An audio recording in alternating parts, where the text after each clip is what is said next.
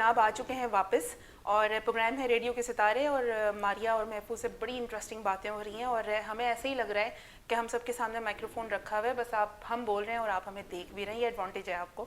अच्छा जनाब, बहुत सारी चीज़ें ऐसी होती हैं, जैसे टीवी सेलिब्रिटी की मैंने बात की कि बड़ी आसानी से उनको रिकग्नाइजेशन मिल जाती है, लोग पहचान जाते हैं। एज अ ब्रॉडकास्टर या एज अ वोकलिस्ट बाहर कहीं भी कोई किसी ने पहचाना, आइडेंटिफिकेशन मिली, किसी ने क्लिक किया कि जानी पहचानी आवाज़ लग रही है? अब करते हैं, जैसे मैंने आपको कहा कि टेक्नोलॉजी वास्ट हो गई है। अब आपको सोशल मीडिया पे लोग देख रहे हैं, मैं फेसबुक पे भी हूँ, यूट्यूब पे भी हूँ और मुख्तलिफ आप मुझे देख रहे हैं, तो अब पहचान जाते हैं। पहले बहुत मुश्किल होता है, शायद आवाज़ से पहचान जाए, शायद आवाज़ से पहचान जाए, लेकिन वो बहुत मुश्किल काम होता है अपनी पहचान बना रहे। तो वो कैसा लगता है अगर लोग पहचान जाते हैं? आदत हो गई है, आदत हो गई। मतलब अगर पहचान जाते हैं, इज्जत देते हैं, अच्छी बात है, नहीं पहचानते कोई मसला नहीं है। तो ऑटोग्राफ में जाते हैं या सेल्फी पे जाते हैं?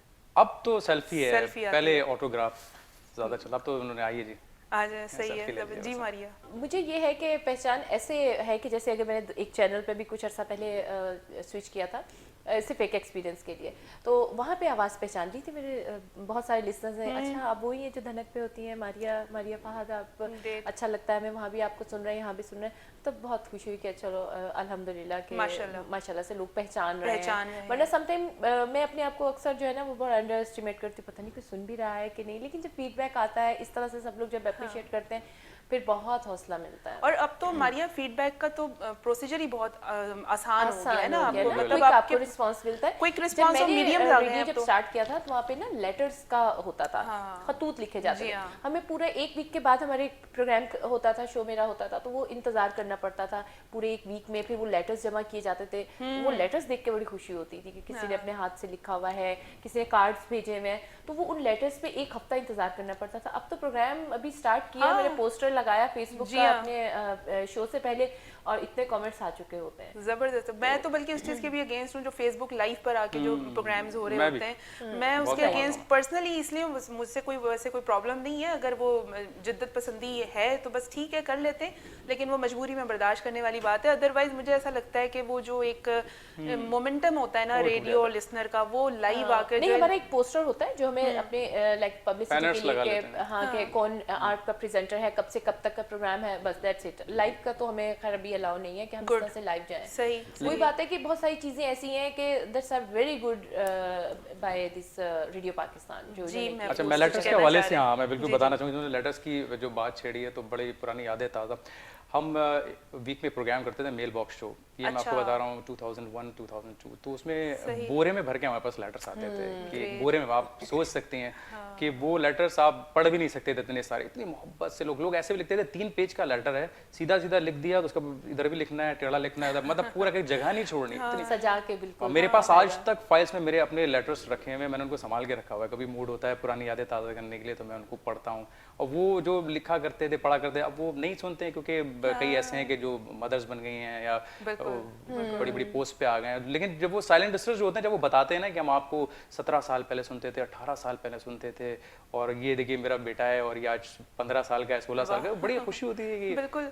मैं उनको बताता हूँ कि हम देखिए हम बुढ़े नहीं हुए हैं, हमने भी बचपन से ही शो शुरू किया है और आपके साथ साथ आप क्यों अपनी बताकर हमारी उम्र बढ़ा रहे हैं। सही बात है। नहीं वो तो देखें, आवाज़ एक ऐसी चीज़ है जो आपकी उम्र छुपा जाती है। बड़े ड्रॉबैक आ गए लाइव आने से, क्योंकि अगर रिजवान जैदी का नाम अगर आपको याद हो, और रिजवान जैदी हो गए, जिया मोइनुद्दीन सर हो गए, आप देखें, आप इनको देखेंगे तो शायद आपको उम्र का कुछ एक ख्याल आ जाए, अदरवाइज तो आवाज़ में आज भी वही खनक है और आज भी वही जान है, वही अंदाज है उनका।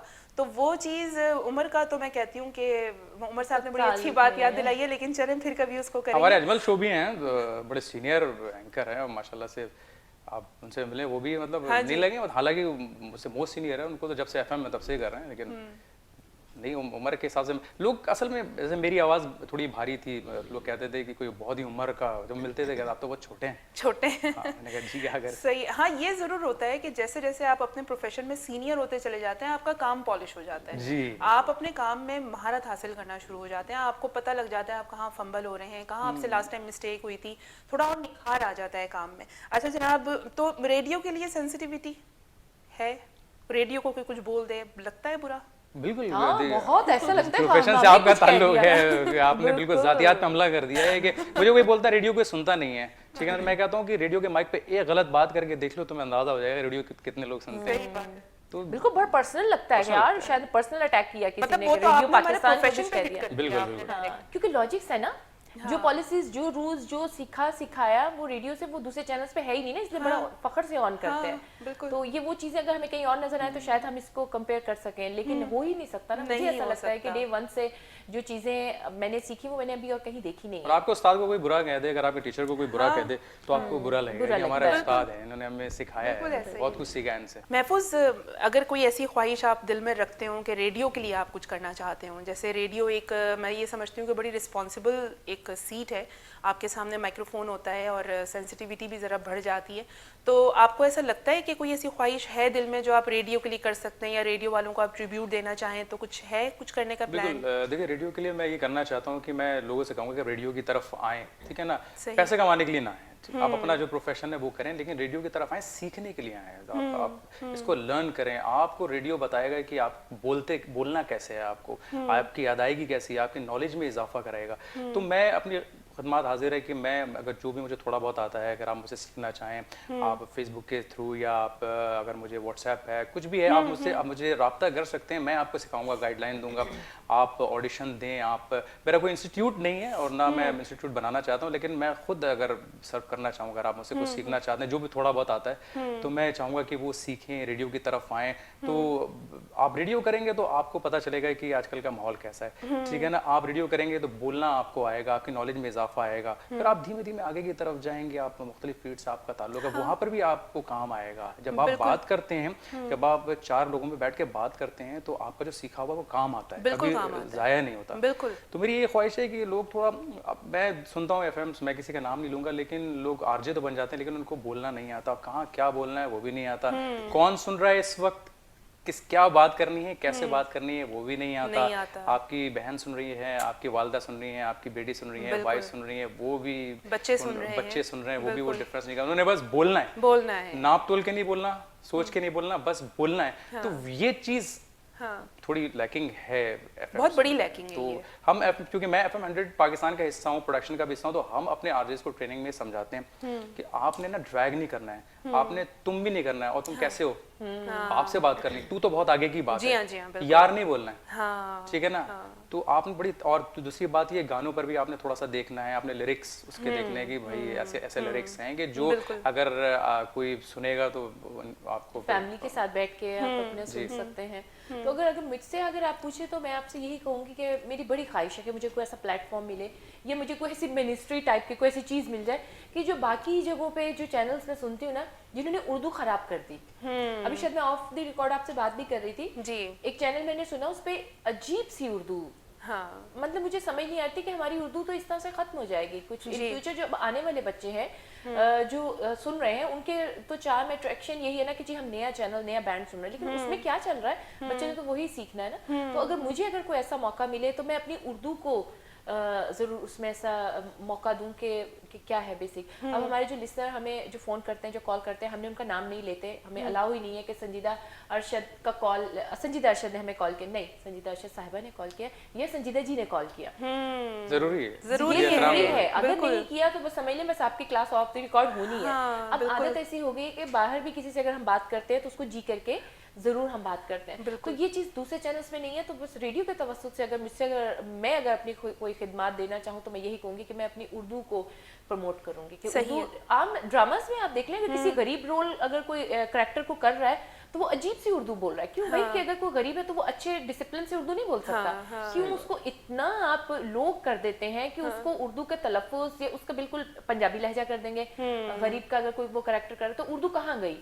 तो ये चीज़ मुझे बड़ा अफसोस होता है कि हमारी उर्दू जो है ना वो आहिस्ता आहिस्ता बिल्कुल कम होती है। ख़त्म। मैं एग्री करूँगी आपकी इस बात से। उर्दू बेसिकली बड़ी शाइस्ता ज़ुबान है और हमारी मदर टंग है, और जितनी तवज्जो हम इंग्लिश पे दे रहे होते हैं, उसकी ग्रामर पे हम दे रहे होते हैं, आज आप मेजॉरिटी बच्चों को देखें, माएँ बोल रही होती हैं, बच्चे भी बोल रहे होते हैं कि हमसे उर्दू एंड इस्लामियात नहीं पढ़ी जाती है, और हम फंबल होते हैं, हमसे मिस्टेक होती है, और आपने इस चीज़ को एक्सेप्ट कर लिया है, पेरेंट्स ने भी एक्सेप्ट कर लिया है, टीचर्स ने भी एक्सेप्ट कर लिया। होना ये चाहिए कि जो उर्दू है, उर्दू के ऊपर भी आप उतना ही फोकस करें, ताकि जो आगे चल के जो उर्दू में लैकिंग आ रही है, हो क्या रहा है, बड़ा अरसा हो गया, बड़ी पुरानी बात हो गई है, उर्दू के ऊपर तवज्जो देना लोग छोड़ चुके हैं। तो डेफिनेटली अब वो कहाँ से वो चीज़ें आएंगी? आपको जो भी आपकी समातों से जो अल्फाज उर्दू के टकराएंगे वो ऐसे ही होंगे, गैर शाइस्ता होंगे, और लबो लहजा भी सही नहीं होगा, अदायगी भी सही नहीं होगी, और ख़ास तौर पर तो कुछ इलाके ऐसे बोले जाते हैं कि वहाँ पे उर्दू वाकई ख़राब है। तो मैं ये समझती हूँ ये मजाक की बात नहीं है, या आपकी, आप देखें बहुत सारे ऐसे ममालिक हैं जो सिर्फ अपनी लैंग्वेज के ऊपर काम कर रहे हैं, प्रमोट करते हैं अपनी लैंग्वेज को वो प्रमोट करते हैं, नेशनल बेस पे वो कर रहे होते हैं, लेकिन पता नहीं क्यों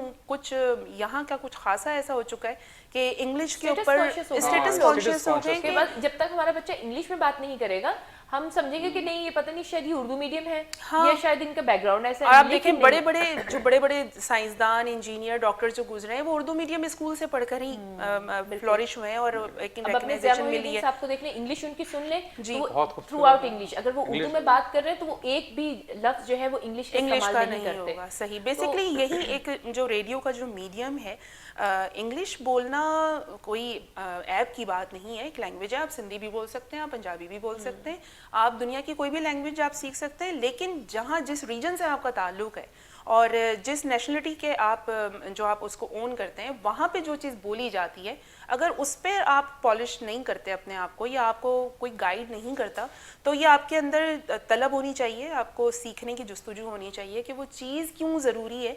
और आगे चल के प्रोफेशन में भी, क्योंकि जिस तरह आप लोग हैं प्रोडक्शन हाउसेस की तरफ जा चुके हैं और बहुत सारे रेडियो ब्रॉडकास्टर हैं जो वोकलिस्ट बन चुके हैं, जो डबिंग आर्टिस्ट भी हैं, तो डेफिनेटली अगर उर्दू अच्छी नहीं होनी होगी या उसमें आप कोई गलती करते हैं तो डेफिनेटली आपका आगे आने वाला जो प्रोफेशन है वो भी उससे इफेक्ट पड़ सकता है उसके ऊपर। सिर्फ रेडियो टेलीविजन से नहीं, आप आम मर्रा की जिंदगी में भी आप अगर किसी से कहते हैं आज 28 तारीख है तो 28 क्या है, 28 अच्छा। अब आप ये सोच, आप अपनी कोई बड़ाई नहीं बढ़ा रहे थे, इंग्लिश बोलना काबिलियत नहीं है, आपका ताल्लुक किसी भी जबान से हो, नॉलेज किसी भी जबान में ली जा सकती है, ठीक है। इंग्लिश आज हमारे माशरे में ये है कि हर जगह है इंग्लिश, आपको जरूरी है सीखना, लेकिन अपनी जबान, आप चाइना की मिसाल ले लीजिए, चाइना का हर काम चाइनीज में होता है, इंग्लिश सीखते हैं वो, आपसे कोऑर्डिनेट करेंगे तो सीखेंगे, लेकिन वो सबसे पहले प्रीफर करते हैं अपनी जबान को। तो अपनी जबान को, अच्छा हमारे पास टाइम बहुत शॉर्ट है, जल्दी से बस आने वाले यूथ के लिए या जो लोग रेडियो ज्वाइन करना चाहते हैं एक शॉर्ट सा मैसेज आप दोनों दे दें। देखिए मैं बिल्कुल ये कहूँगा कि आप अगर रेडियो ज्वाइन करते हैं तो आप बिल्कुल रेडियो ज्वाइन करें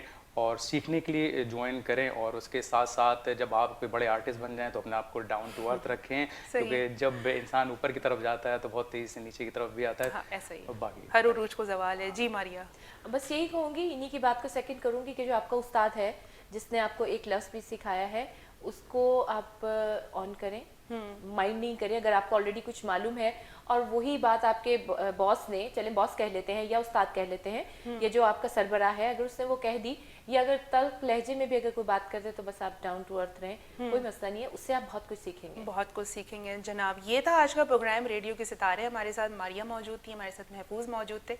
हमने कोशिश की कि रेडियो का जो एक फेम है और रेडियो ब्रॉडकास्टिंग फील्ड क्या चीज़ है और रेडियो ब्रॉडकास्टर क्या है, हमने कोशिश की कि थोड़ा सा उसको समराइज़ करके आपके सामने लेकर आए। ये था आज का प्रोग्राम। इंशाल्लाह नेक्स्ट एपिसोड में दोबारा आपके पास आएंगे और कुछ इसी तरह के सेलिब्रिटी गेस्ट हमारे साथ मौजूद होंगे, रेडियो के सितारों को दोबारा आपके पास लेकर आएंगे। आपने रखना है अपना बहुत सारा ख्याल। इंशाल्लाह फिर होती है मुलाकात। अल्लाह हाफिज़।